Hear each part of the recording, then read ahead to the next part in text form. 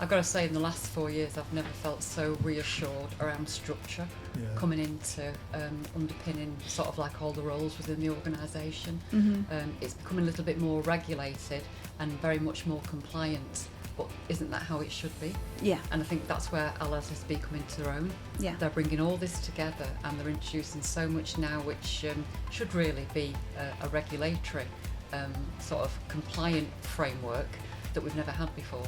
But basically it's keeping us all out of prison, it's keeping customers and employees safe, isn't it? So And that's the whole point. Exactly, very important.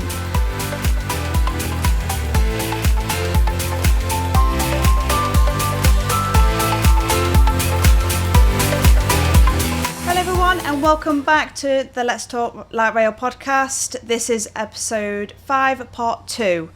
We're still, of course, in Blackpool on a Blackpool tram. We haven't moved, thankfully, and I'm still sat here with Jane Cole and Colin Kerr, and we're just going to continue our discussions regards to LRSSB support of both tram extensions in Edinburgh and Blackpool. If you haven't watched part 1, I would recommend going to watch that first, just so you don't miss anything, and then come back to this episode. So what have you both been working on since both launches in Edinburgh and Blackpool? Colin, do you want to start first? Yeah, we've been supporting LRSSB with the National Safety Campaign. We were involved in the design of it and helping identify the higher risk locations. The campaign is now running successfully in Edinburgh and we're continuing to monitor it. So that's the safety campaign. excellent. One of the exciting things that I've been able to immerse myself in is the Polton Fleetwood tramway extension. So Boris came to Blackpool a couple of years ago and promised money under the Restoring Your Railway scheme, Heritage. And the Polton Fleetwood line has been closed for at least the last 35 years. Okay. And it's a real point where you can actually recreate the line either by heavy rail or by tram. And working with Network Rail, working with Lancashire County Council and Blackpool Transport, we actually managed to get it to an outline business case where we've proved it's possible. Thanks for the work that LRSSB and Network Rail have done. We know that rail profiling is fine, in line with what happens at Sheffield. So we have a scheme, and we're at the point now where we're just waiting for funding to take it to the economic business case.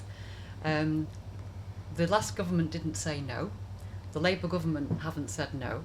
So we're hoping that we're in a place now where we can reignite people's enthusiasm to take this to the next stage. So more on that if it ever materialises, but I've learned so much about tram train projects from that, and I hope we can do that here in Blackpool. Oh, fingers crossed. Fingers crossed, yeah.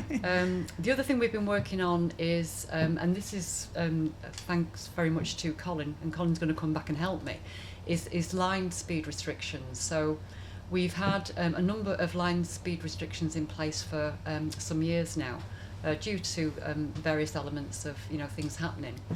But now we've got the tramway extension, we're really anxious to see if we can increase our line speed to make our rosters and our timetable more efficient. So we're going to work very closely now with Colin and with the council to really look at what we can do to hopefully lift some of the line speeds and improve our ability to be able to deliver a better timetable. So that's ongoing at the moment.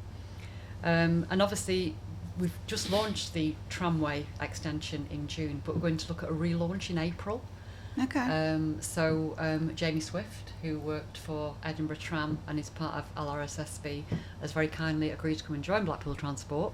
He comes full time from January, and what Jamie's going to do is help us to look at a more commercial and a more frequent service from the asset, and to be able to improve our profitability. So we've got a big relaunch project on the go at the moment. So yeah, exciting times ahead. All intertwined with LRSSB. Where would we be without them? And of course, touching on that, subject that you just brought up, that me doing some work for Blackpool, I'm doing that on behalf of LRSSB. Yeah. Because I don't know if anybody knows, but I retired in January. Semi-retired. Oh, that's the one, right, semi. But I'm still doing a couple of days for Edinburgh Trams and a couple of days for Light Rail Safety and Standards Board. And one of the things we'll be looking at the speeds in Blackpool, but I've also had some quite challenging stuff to do in terms of guidance. Currently developing a procurement guidance for trams, which is now out for review, which challenged me quite well. So we'll see what comes of that. Interesting. And I think the other thing, when you talk about the tram and people that produce them, we've got to think very much about suppliers in this industry. We have such an opportunity here through the Light Rail Standard Safety Board to harness the power of operators coming together and challenging suppliers, you know, on the speedy delivery of parts and the costings and how we can harmonise that whole process. So I think that's something I'd really like to be part of, because, you know, we've only got 18 trams, but we do find it difficult at the time to challenge Alstom on getting parts here on time, and we're currently looking around different suppliers to see if we can become more cost effective in our buying power. So yeah, quite a lot of work to do around that at the moment. Brilliant. So as well as technology, employees will be vital to continual improvements in safety. So how do you think that LRSSB can help the sector with standardising competency and training? Colin? That's an interesting one, because Edinburgh Trams through Marlene Pearson worked very hard on a learning management system, which is a digital learning platform, and it's really, really successful in Edinburgh. And of course we showed it to Carl, and he loved it. So Marlene's now doing some secondment work with LRSSB to further develop the learning management system, and everybody in the industry, I think, is looking at it quite favourably. So I think that's quite a step forward in getting a streamlined competency into the industry. Oh, fab. If no one knows what the LMS is, we did a previous podcast on that, so please go ahead and watch that. I believe it might have been episode 2. I think from our side, on the employee sort of experience, we've learnt so much, particularly about encouraging employees to be more open and honest about some of the challenges that they have out there on the tramway. I think what we found was that we did particularly have a problem with near misses not being reported. Bit of fear factor in there, but a bit of complacency as well. And I know that I listened to lots of good stuff when I went to the UK Light Rail Conference and what other operators were doing around just culture.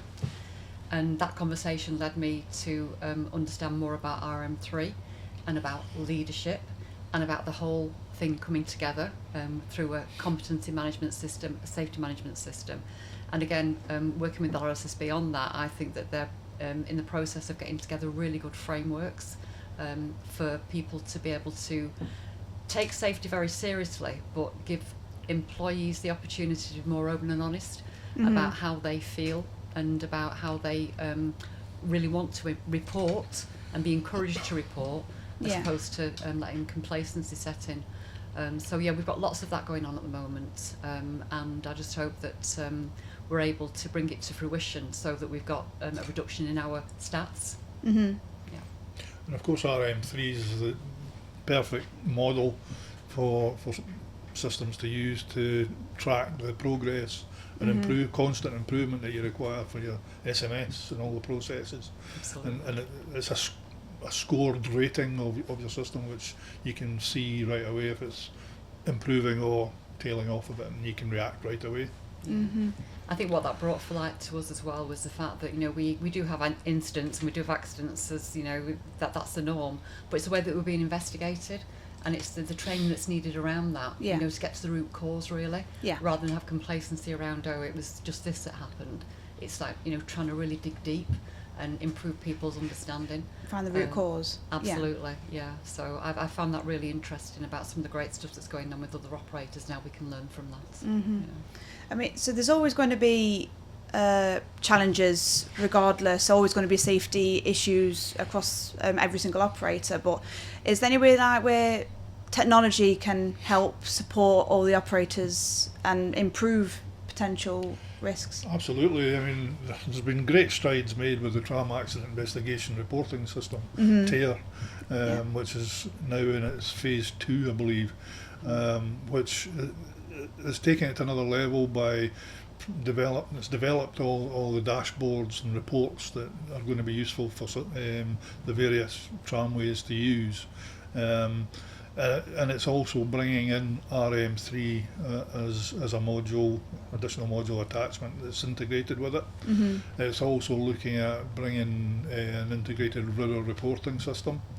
And bow ties are also going to be brought in with the tier system. Yeah. And of course you've got the risk model, which is something that the ORR is very interested in, and it's a super device for giving you a test at any time of what your highest risks are, and you can react basically to your developing risk. I've got to say, in the last 4 years, I've never felt so reassured around structure coming into underpinning sort of like all the roles within the organisation. It's becoming a little bit more regulated and very much more compliant, but isn't that how it should be? Yeah. And I think that's where LRSSB come into their own. Yeah. They're bringing all this together and they're introducing so much now which should really be a regulatory sort of compliant framework that we've never had before. But basically it's keeping us all out of prison, it's keeping customers and employees safe, isn't it? So that's the whole point. That's important. Exactly, it's very important. I believe Blackpool were involved in obstacle avoidance equipment. Can you expand on that a bit more, Jane? Yeah, so we've just invested £1 million in an obstacle detection system and overspeed. So it's called ODAS Compass. Okay. And obviously we've at the stage now where the kit is on the 18 trams. We haven't got it live yet because we've got some Wi-Fi issues here in the depot, which will be sorted very, very soon. And that's obviously to do with the download. And what we don't want to do is put it live out there and not be able to use the technical stuff around it. So we're going through a retraining exercise starting in December, and hopefully by the end of January it will be live. It's a unique system. I don't think anybody in the UK has got this system, but because we have so many visitors on the promenade and we've got a lot of shared space, basically we can scan the front of the tram and we get it to a point where if there is going to be the possibility of a near miss or an accident, then the driver is alerted and the tram will come to a stop. So it's a great system. We were challenged. I met a guy at the UK Tram conference, Howard Parkinson, from Huddersfield University, and he was intrigued when he heard about this system. He said, "Well, you've got that on your new trams. What about your heritage trams? Because people may not be aware that we run heritage trams here as well, and we integrate the two." And ORR have picked up on this, and they've said, "Well, you've now proved that there's a need for this." On the tramway. So if your heritage trams have not got the object detection system and the overspeed, how are you going to make them compliant? So Howard has done some great work with Huddersfield University, and now we have an ODAS Compass system for the heritage trams. Wow. So we can buy the kit and we can move it around different trams when they're out there as well. So it seemed to have a knock-on effect. So how's it going to put the brakes on in these manual braking systems that you jump up and down? It's an alert system. It won't actually put the brakes on for the heritage, but the driver gets an alert which he doesn't get now. So at least there is a system that wasn't there before. Yeah. Wow. Okay, that's quite interesting how it's going to work on the heritage. That's that's really good. Yeah. You don't seem convinced, or is it just? I make no comment whatsoever. I guess it's just trial and error, isn't it, with the technology, isn't it, and just see how it works. But if it's the whole point to alert the driver, then it's a driver alert system. It's a good thing. Anything that helps the driver is a good thing. Absolutely. Yeah. I mean, in Edinburgh we're rolling out the Lead Mind, which is a bespoke system by our CAF tram maintainer. Okay. They've developed this on the back of. They've got a platform where they can monitor the systems on the tram over the waves, and they've modified that so that they can give us our speed control system. Mm-hmm. So now anywhere where there's a higher risk location that you're going too fast into a curve, we can now put the brakes on in a controlled manner and negotiate the curve safely. Oh, Yeah. good. Great. The other thing that Huddersfield unit, we've been using as a test bed for a few things, but one thing that Howard is nearly bringing to fruition is the overhead detection system. So through use of the pantograph and technology, they're able to do a line audit, and we can understand sort of, where we need to do repair work more intensely. And it also gives us a condition survey, so we can pre-plan maintenance going forward. So yeah, that's a piece of work that's been done, and we wait to see how we can get use of that. We may have to purchase it, I don't know, but he's done all that work. Yeah. Wow, okay, that's great. Might get our engineers to have a wee chat with you. Yeah, please do. Yeah. We're in a unique situation here. We're the operator, and we maintain the overhead and the substations and the SCADA, but the council maintain the track. Yeah. So we've got to make sure that we're working in collaboration with the council to make sure that they're repairing the track to the correct standard, so that we've got the kit out there safely. Of course, yeah. But we've also got to keep our eyes on the overheads as well. So we have a separate team that does that. Brilliant. So overall, what value do you think the LRSSB is already delivering for the sector, and where do you think LRSSB could do more? I said that really. More, exactly. Really more. Yeah, that's very good. More. More, absolutely. Yeah. So, following on from the stuff I said earlier about TARE and the risk model, they need to continue all of that and good work and improve it. There's also a new initiative that they're following through. Edinburgh Tram suggested to LRSSB that we start thinking about a defects database. Okay. So that all of the tramways can put all their defects for systems, whatever, and log how they were fixed, how what the solutions were, so that you can start building up. It's called MADI, I believe, and they're going to make this database so that you can have access to all, and you can start seeing how people dealt with problems that they had, which is a super tool for all engineers for sure. I think for me, what I'd like to see now is something where they harness what they're currently doing, because they're doing a lot, and sometimes more can create sort of like problems. So concentrate on what they're doing currently, make that more transparent, continue to be the one-stop shop for operators.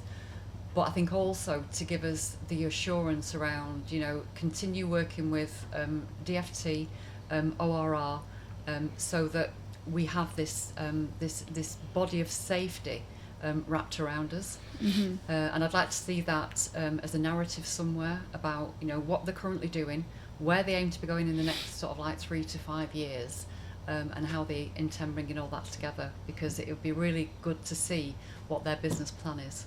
So I'm looking forward to that. And also I would suggest that they continue to start looking at partnering with organisations outside of these islands, because that can only enhance what we have as well if we're starting to learn the problems that they're having in other countries. So it all works quite well. It's always a learning. Yeah. Everything's learning. Yeah. You learn every day or you die.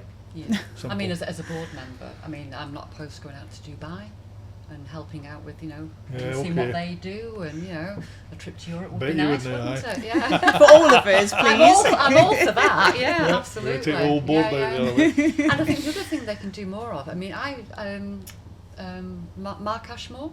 Yes. Yeah, I met Mark. I think it was last week, and what a great guy to sit and have a conversation with over dinner. That he is so knowledgeable. He's got so much experience, and I think that within the LRSSB team on the ground, they've got the opportunity to be able to consult more and get out there more, and do more of on the ground stuff that seems to be hidden behind the scenes at the moment. And you think you've got problems understanding me? Absolutely. Well, yeah. Sorry, Mark. I mean, honestly, there is some talent within that team that works for Carl, and I think we need to expose that more. You know, I just think they've got the ability to do more, but not do it at a pace where they're stopping all the great stuff and taking on too much. I want to see what the pace is going to be when the new business plan comes out. I really do, yeah. So, as you're both LRSSB board members, what does it mean to you both individually to actually sit on the board? What does LRSSB mean to you? Jane, do you want to go? Yeah, it gives me a sense of pride, really, that I'm actually part of a movement where we're trying to make things safer and become a little bit more regulated. And I think that it's important that we keep our credibility with the DFT and ORR, with RABE, and with regulatory compliance. I also think that it's an opportunity for us to harness the great talent and expertise that's already in the industry around us, with every operator, and become a bit of a movement where we do this to a level where we become our own contained safety unit. So a bit like we've got the Rail Standard Safety Board and they have recognition. Yes. I'd like to see more recognition for the LRSSB as a statutory body, because I know how I felt 10 years ago. I'm feeling a lot safer and a lot better now, and I just think I need that structure to continue. Yeah. Colin? Yeah, I mean, I was involved in the industry steering group that pulled the LRSSB together, and so it was really, really honoured to be asked to be on the board as you were. And my focus is entirely about helping Carl to deliver his business plan, and to give him everything he needs, and support. So yeah, it's great, and I like to be involved in steering the LRSSB into the future. I've just recently finished my first 3 years and agreed to do another 3, so Fab. after that I'll be below damp, so no matter. He's not going anywhere. You're not going, no, none of you We're are. not going to let him go anywhere. So I think we're practically done here. So any final comments or messages to the light rail sector from either of you? Well, just for me, you know, we're on a pathway, I think, to a real success, and I think that hopefully the government now will recognise more about what more we can do. But also I want to see more growth in the sector. I want to see more light rail tram projects taken off. I want to see more investment, and if that's underpinned by the LRSSB, I think that compared to 10 years ago, processes will happen quicker, and places will become safer because we've got the structure now. I think as the industry has been fantastic in support of both LRSSB and UK Tram over the years, but as we go forward, I would like to hope that the businesses are starting to see it's a more serious thing now, and that they need to be probably sending the right people to the functional groups, so that we can probably get decision makers in to make things happen after the functional group, and engage with their bosses so that they can send the appropriate message about things that LRSSB is doing, and will do for them. I think also what we need to do is pick up on the opportunity to getting more young people into light rail, for professional and career opportunities. I think we've got an open door, because it's a bit like the bus industry. It's changing so much from a digital and an information and technology point of view that becomes exciting now for younger people to have a different perspective on joining the industry. I agree with that 100%. I think it's a far more interesting place now than it was back in 2007 when I joined. It's a far more interesting job now, that should be able to attract younger people. Well, yeah, because I think that's another thing, isn't it? It's that we need to encourage more younger people getting into the sector as well. I've noticed that it's slowly happening, but we need to encourage more younger people. From my point of view, anything, I think, because it's... And more women. You know, I'm very fortunate to two techs here that are women, and they're absolutely phenomenal in what they do. And it would be great to see more women coming through. And I don't think that women should get a job because they're a woman. No. They've got to have the skills and the aptitude to do that, and we've got 100%, that here. Yeah. But we should make it more attractive to women. And I know that women in transport are doing lots of work Yes, yeah. around that. And we seem to be partnering up more with the rail industry to harmonise career opportunities. So yeah, I think there's lots to do yet to get more people interested in this sector from a career point of view. Fantastic. Well, thank you both for your time. Really appreciate it. Thank you, Jane, for hosting us here in Blackpool. Welcome. Really appreciate that. Thank you, everyone, for watching. And please remember to watch the previous part of the episode if you haven't already. And yeah, we will see you in our next episode.